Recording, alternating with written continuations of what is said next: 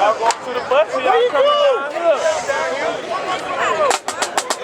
Yeah, keep it going.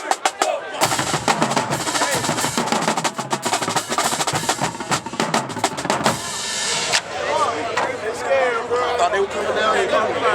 They scared. They moving to the bus, cuz.